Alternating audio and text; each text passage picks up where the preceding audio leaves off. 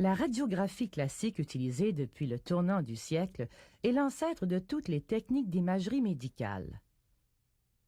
Le développement de la physique, de l'électronique et des mathématiques appliquées a permis au début des années 70 l'émergence de nouvelles techniques d'exploration du corps humain. Mis au point en 1972 par l'anglais Godfrey Hounsfield, le tomodensitomètre, ou scanner, a révolutionné la radiologie moderne en permettant la représentation d'un organe en 3 dimensions. Cette technique fut d'ailleurs couronnée par un prix Nobel de médecine en 1979.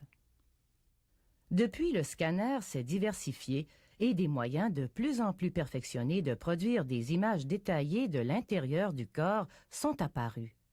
Pour réaliser une tomodensitométrie, des faisceaux de rayons X sont projetés à partir d'émetteurs formant un anneau autour du patient.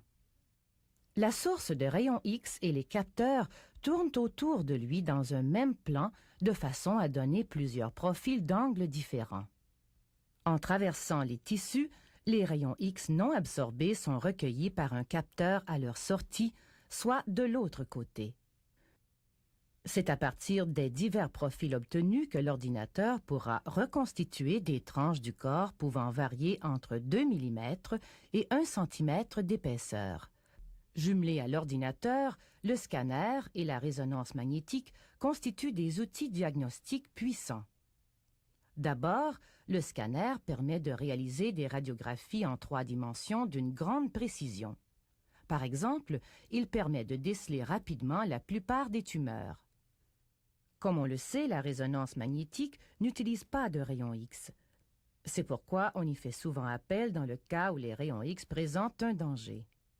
En plus d'une contribution des plus prometteuses à l'étude des maladies mentales, cette technique permet d'étudier les vaisseaux sanguins sans avoir recours à l'injection de colorants.